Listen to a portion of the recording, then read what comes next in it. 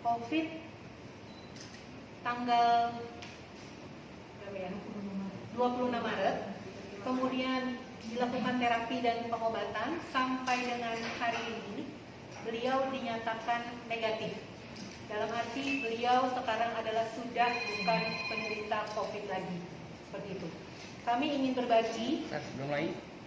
berbagi bagaimana Tuan Ergon menghadapi masalah ini sendiri di ruang isolasi yang hanya bisa berbagi dengan petugas-petugas rumah sakit, tidak bisa dikunjungi, walaupun itu bukan merupakan sesuatu yang perlu kita takuti karena itu memang suatu keadaan yang harus kita hadapi, bahwa beliau bersama kami di rumah sakit tujuannya adalah untuk mencegah transmisi kepada masyarakat lain, dan beliau juga sudah sepakat dengan hal itu. Dan kemudian lagi juga hal ini juga adalah untuk melindungi masyarakat kita secara menyeluruh. Dan karena itu menjadi tugas rumah sakit, maka beliau selama ini menjalani perawatan bersama kami. Dan untuk lebih jelas nanti mungkin bisa bertanya kepada Bapak Ergon sendiri dari teman-teman wartawan bagaimana trik dan terapinya, apa yang beliau rasakan, dan kami harapkan bahwa apa yang beliau alami menjadi satu hal yang berharga bagi kita, bahwa penderita COVID adalah bukan sesuatu yang sebenarnya perlu kita takuti, tidak, tetapi yang betul adalah beliau mengisolasikan dirinya supaya tidak terjangkit lagi penyakit yang dideritanya kepada orang lain. Ya. Sedikit kami sampaikan sebelum nanti akan wawancara kepada Bapak Ergon. Yang kami sampaikan untuk secara umum ya, bahwa Rumah Sakit Dori Silvanus dengan kapasitas 38 tempat tidur, pada hari ini kami masih merawat 28 pasien dalam pengawasan. Kemudian itu yang rawat inap. Selama ini kami sudah merawat pasien PDP itu sejumlah 80 pasien. Kemudian dari sejumlah 80 pasien ini setiap hari ada terkonfirmasi negatif COVID mereka dipulangkan. Sampai dengan hari ini masih bersama kami ada 28 orang. Dan kemudian untuk ODP yang selama ini dilayani di klinik rawat jalan Rumah Sakit Dori Silvanus sejak tanggap darurat itu sebanyak 237 orang yang di ODP-kan. Kami minta mereka mengisolasikan diri mereka di rumah masing-masing. Kemudian dari jumlah PDP 80 orang tersebut, yang positif COVID sampai dengan hari ini berjumlah 10 orang. Kemudian yang sembuh 2 orang, termasuk Bapak Ergon. Yang meninggal tidak ada. Ya, itu data yang bisa kami bagikan kepada Bapak Ibu sekalian. Selanjutnya untuk pertanyaan silahkan disampaikan kepada Bapak Ergon sendiri. Ya, terima kasih. Mungkin dulu bisa Bapak menceritakan ceritakan dari awal. Ya. Baik. Waktu itu saya benar pulang dari Bogor pada tanggal 28 atau 29 Februari. Lalu sampai di sini tanggal 1. Setelah berapa hari, mulai tanggal saya lupa tanggal belasan atau sudah hampir 20. Sudah hampir 20 saya demam.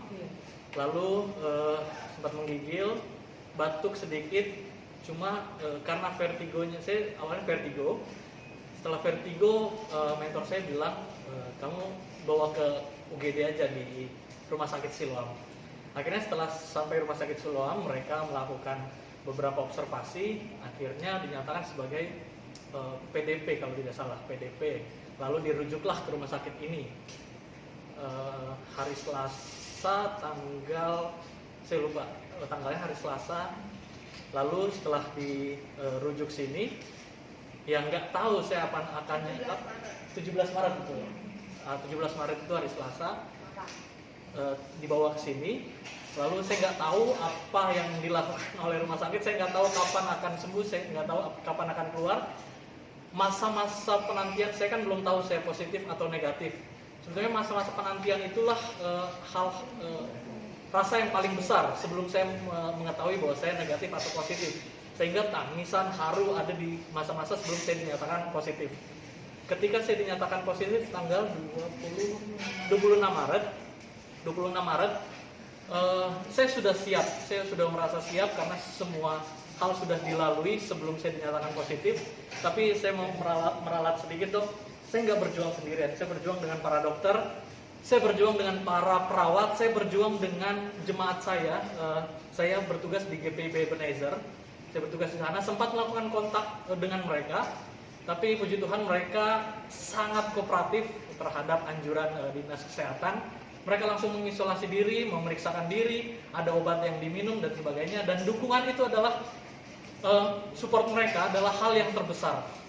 Mendoakan saya, tidak ada yang menjauhi. Saya sungguh bersyukur berada di jemaat ini, dan setelah itu saya bisa lalui hari-hari dengan baik. Apapun yang saya butuhkan di rumah sakit ini terpenuhi oleh para perawat. Ya, kalau misalnya saya sakit perut, dikasih obat. Saya sakit vertigo, dikasih obat. Jadi penanganannya bukan hanya tentang COVID-nya, tetapi tentang sakit yang saya derita juga. Lalu dukungan dari semua teman-teman yang mendoakan itu menjadi kekuatan yang besar bagi saya, sehingga sampai saat ini saya bisa sembuh. Terima kasih banyak. Begitu kira-kira. Pak Ergon, selama di ruang isolasi itu kondisi Bapak gimana? Masih bisa beraktivitas, misalkan duduk, berdiri, atau misalkan masih bisa komunikasi lewat, apakah diizinkan menggunakan handphone atau gimana Pak? Atau misalkan pernah mengalami sesak napas atau gimana? Baik, saya yang terima. Selama di isolasi saya diperbolehkan menggunakan handphone, dan di rumah sakit di dalam isolasi juga AC lalu TV juga disediakan, sehingga tidak terlalu membosankan. Dan saya juga tidak punya sakit yang parah, sehingga saya masih bisa jalan sedikit-sedikit, tapi nggak bisa terlalu olahraga banyak karena masih infus. Sorry tadi pertanyaannya? Apakah pernah sesak napas atau iya, apa betul. di dalam sana? Baik, sebelum saya dinyatakan positif, ya. Yang tadi saya ceritakan, sebelum saya dinyatakan positif itu adalah masa-masa yang paling sulit bagi saya untuk bisa menerima apakah saya positif atau negatif, karena ini berkaitan dengan orang lain, bukan hanya tentang diri saya. Sehingga suatu malam saya merasakan sesak, tapi saya rasa ini bukan karena sesak sesak karena sakit, tapi saya merasakan sesak karena semakin dekat waktunya saya dinyatakan positif atau negatif, dan semakin dekat rasanya saya dengan hal yang positif COVID-19 ini. Jadi rasa sesak itu ada karena ada kekhawatiran dalam diri, tapi puji Tuhan semua jemaat yang mendukung itu menjadi kekuatan, sehingga paginya saya bangun, tubuh saya seolah-olah penuh dengan kekuatan. Gak ada lagi rasa sakit, gak ada lagi rasa bimbang, gak ada lagi rasa itu. Selama perawatan apa yang pernah dirasakan? Misalkan panas atau apa dok? Pernah itu hanya satu malam saja saya merasakan demam, dan rasa sesak itu hanya di malam itu saja, hanya satu malam saja. Sisanya ya saya sakit vertigo, jadi agak mutar, itu yang membuat saya agak kurang bisa bergerak begitu. Gimana rasanya setelah dinyatakan negatif saja? Udah keluar dari isolasi ya. Setelah dinyatakan negatif. Pagi tadi saya bangun, sebetulnya saya belum dapat informasi dari dokter ataupun dari rumah sakit, tetapi entah di grup-grup WhatsApp ada yang menyatakan bahwa Ergon, puji Tuhan engkau sembuh. Nah, saya belum dapat apa-apa dari rumah sakit, jadi agak simpang siur, sehingga saya pikir teman di sebelah saya, kamar di sebelah yang sudah lebih lama dari saya, kayaknya dia yang akan negatif, tapi ya sudahlah, mau negatif saya tetap jalani dengan sukacita. Jadi ini semacam bukan keluar dari gua singa. Saya merasa keluar dari tempat yang indah. Saya merasakan perawatan para suster yang tetap care, tetap peduli, tetap memperhatikan. Saya keluar dari itu semua. Sebetulnya bukan keluar dari gua singa, tapi keluar dari zona yang nyaman di tempat ini. Begitu kira-kira. Ada pesan istilahnya selaku yang pernah dinyatakan positif kepada masyarakat? Oke, baik. Saya selama di dalam hanya bisa membaca di internet, nggak tahu apa kebenarannya. Tapi yang saya alami juga, virus ini memang nggak tahu, nanti dokter mungkin boleh nanti konfirmasi. Virus ini nggak jauh lebih besar dari virus demam berdarah. Itu kan karena dengue kalau nggak salah. Itu atau dengan HIV yang benar-benar menekan sistem kekebalan tubuh. Penyakit ini COVID-19 nggak terlalu besar menurut saya.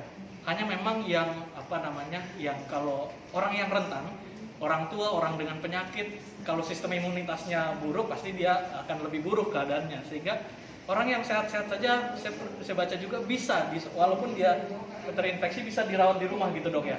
Yang pasti dia bisa merawat diri di rumah dengan makan yang cukup, hidup yang baik, terus obat-obat atau vitamin begitu. Jadi kekhawatiran pasti ada, saya nggak bisa menafikan bahwa jangan khawatir, jangan takut. Kekhawatiran itu pasti ada dalam diri saya dan juga orang-orang yang sudah dianggap ODP, PDP, dan kalau di atasnya PDP itu namanya OTG, orang tanpa gejala, seperti itu. Jadi bukan saya nggak mengatakan jangan khawatir, tetapi kelolalah kekhawatiran itu, jangan sampai kita kalah dengan kekhawatiran itu, lalu kita menganggap bahwa kita adalah orang yang sakit parah. Sebetulnya ini adalah sakit yang bukan, saya nggak bilang biasa juga, tapi yang tidak terlalu berpengaruh terhadap orang yang tubuhnya tetap sehat. Tetapi saya anjurkan memang harus isolasi diri karena memang orang tua sangat rentan. Orang tua sangat rentan. Saya sadari itu karena ada orang tua juga di sebelah kamar saya itu perawatan intensif karena dia sudah tua. Begitu anjurannya. Pak, mungkin sebelum keluar dari ruang isolasi ada komunikasi dengan salah satu pasien lain atau mungkin memberikan penguatan kepada mereka? Betul. Saya sebetulnya satu ruang isolasi dengan mentor saya. Saya katakan Pendeta Henry Tamayawa. Dia mentor saya adalah calon pendeta di gereja GPIB Ebenezer, dan saya kontak erat sehingga kami berdua dinyatakan positif COVID-19. Dan sampai tadi, ya sebelum sampai tadi, sebelumnya kami komunikasi intensif. Dia selalu telepon saya walaupun sebelahan, tapi kami nggak boleh kontak langsung. Jadi hanya boleh teleponan setiap hari, kami saling menanya gimana, ada rasa sesak kah, sakit kah, nggak ada. Dan puji Tuhan dia juga baik-baik saja, sampai saat ini dia baik-baik saja, dan mohon doanya sehingga dalam berapa hari ke depan dia mendapat hasil yang konfirmasi yang negatif. Itu aja. Keempat. Nama lengkapnya Pak Ergon siapa Pak? Ergon Pranata Peters. Ergon Pranata Peters. Umurnya berapa? Umur 26. Oh, Pak, pekerjaan calon pendeta? Calon pendeta ya. Calon pendeta. Itu aja. Yang sembuh ini pasien nomor 4 sama Kasus 4 ya? Ini pasien yang 03 dong. Pasien yang sembuh kedua. Sembuh kedua. Oke. Yang pertama? Yang pertama sembuh, tetapi karena ada penyakit lain, beliau meninggal karena penyakit lain, Pak. Tapi beliau sembuh. Dok, setelah dinyatakan negatif ini, apakah dia harus menjalani perawatan lagi, dikembalikan ke rumah, atau gimana dok? Ya, betul, jadi setelah sembuh, prosedurnya adalah beliau kita kembalikan ke tempat beliau, tetapi kita tetap koordinasi dengan Dinas Kesehatan setempat untuk membantu Pak Ergon apabila selama masa kembali ke tempatnya mengisolasikan diri, karena sekarang kita masih dalam masa tanggap darurat juga, tidak boleh keluar. Beliau juga memantau kesehatannya selama 14 hari, dan apabila ada keluhan lagi di samping itu, beliau kami persilakan untuk kembali kontrol ke rumah sakit. Tapi mudah-mudahan bukan karena COVID lagi ya, karena penyakit lain. Dok, Status pasiennya ODP ya? Gimana Pak? Setelah sembuh ini status pasiennya ODP atau Tidak, sembuh. Beliau Sembuh, sembuh. nggak Tetap, masuk dia, ya? betul, sembuh, tetapi bukan berarti sembuh lalu boleh tidak pakai masker dan lain-lain, enggak. Karena biar sembuh tetap berpotensi untuk kena lagi, Pak Ergon, apabila memang tidak menjaga kontak dengan orang-orang yang positif di luar. Ya. Bu, Pak Ergon ini kan sembuh. Dari pihak rumah sakit ada membuat surat bahwa menyatakan sembuh tidak? Surat pernyataan sembuh kami tetap koordinasi dengan Balai Besar Penelitian Kesehatan. Karena kita kemarin mengirimkan sampelnya ke sana. Yang kita terima adalah rekapan bahwa beliau sudah negatif. Kita akan minta nanti surat itu yang akan kita berikan kepada beliau. Jadi resmi dari pemerintah, Kementerian Kesehatan. Ya. Ya. Oke ya? Mungkin masalah lain mumpung ketemu. Masalah lain mungkin nanti dengan saya digugus jam 3 ya. Dok. Oke ya? Ya, nanti dengan saya ada di sana nanti. Ya. Sekarang untuk fokus ke Bapak Ergon ya. Pak Ergon, satu lupa. Yang ngasih tahu pertama kali secara resmi bahwa Bapak negatif siapa ya? Ibu Langsung itu, Bu Dr. Jen. Ibu Dokter Jen. Dr. Janet. Dr. Janet Spesialis paru, Pak. di sana sebagai apa dok? Saya ketua tim isolasi rumah sakit dengan provinsi, dan saya sebagai DPJP dokter penanggung jawab dari Pak Ergon. Pak Ergon dok ya. Mungkin boleh tanya, boleh.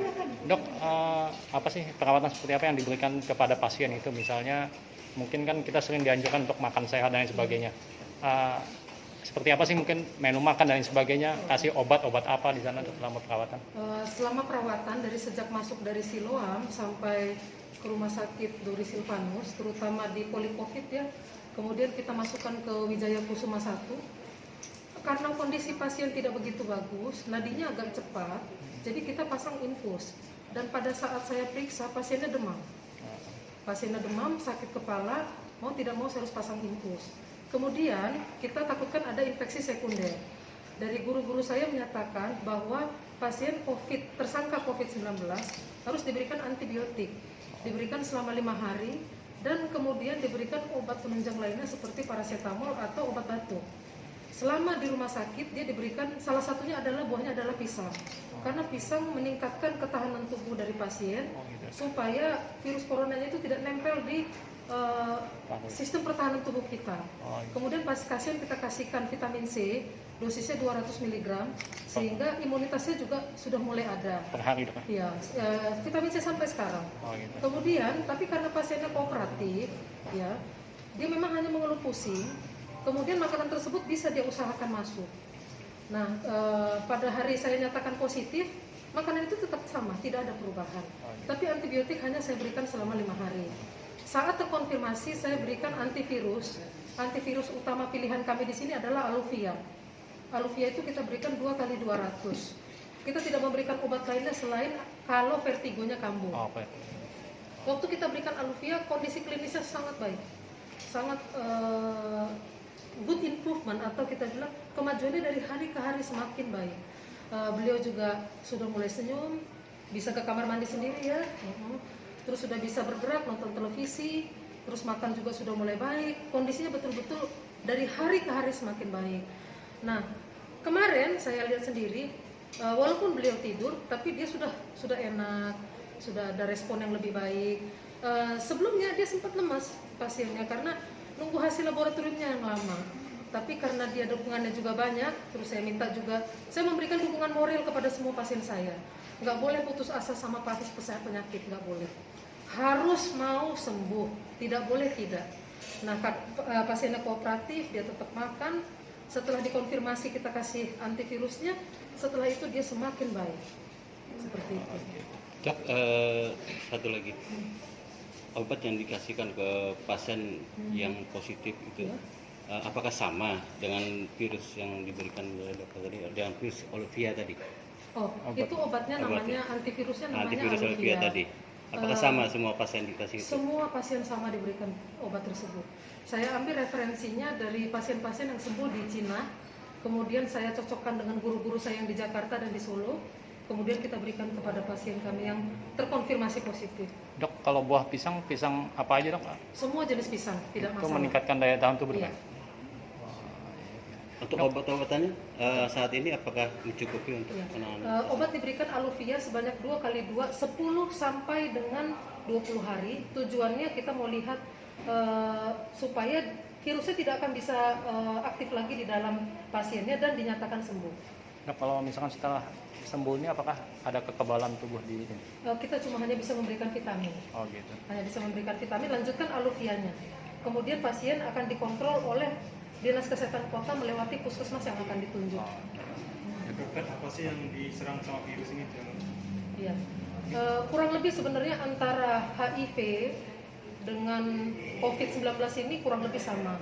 Tetapi HIV itu dia menekan sistem kekebalan tubuh dan tidak bisa berfungsi sama sekali kekebalan tubuh tersebut. Tetapi COVID-19 ini kan adalah corona, virus. Virusnya itu kan merupakan, dia mempunyai mahkota. Mahkotanya itu menginfeksi sistem kekebalan tubuhnya, sehingga kekebalan tubuhnya down, turun. Tetapi kalau kita berikan antivirusnya, coronanya tersebut kita patahkan. Kita patahkan sehingga virus tersebut mati, tidak ada sel inangnya, dan daya tahan kekebalan tubuhnya baik. Terbukti dari hasil laboratoriumnya. Betulkah saluran pernapasan diserang? Betul sekali, tepat. Iya, organ yang paling utama diserang. Iya. Dokter, mungkin setelah dinyatakan sembuh, bagaimana perasaan dokter yang dari pertama sampai akhir dinyatakan sendiri, bagaimana perasaan? Perasaan saya gimana ya? Saya bersyukur ya Bu Direktur mendukung kami ya. Saya pribadi saya stres juga merawatnya, karena kan nggak mudah-mudah melewatinya. Saya juga harus berdoa kan. Saya juga berusaha membangkitkan kepercayaan diri pasiennya, karena tetap ada masa-masa nggak enak. Dan masa-masa nggak enak itu cukup lama sekali. Dan pengharapan saya obat-obat tersebut memang berespon terhadap pasiennya, walaupun setiap hari saya lihat. Pertama kali saya melihat yang dikasih oleh dokter Yayu kepada Bu Direktur, saya lihat Pak Ergon 2 kali negatif. Aduh, saya bersyukur dan berterima kasih ke Tuhan, terutama kepada Dinas Kesehatan Provinsi yang berusaha mencari obat tersebut. Dan saya berterima kasih kepada Bu Direktur, berusaha juga, terutama pasiennya. Nggak bisa terkatakan dari saya bagaimana lagi perasaan saya. Oke, Bu Dokter siapa namanya?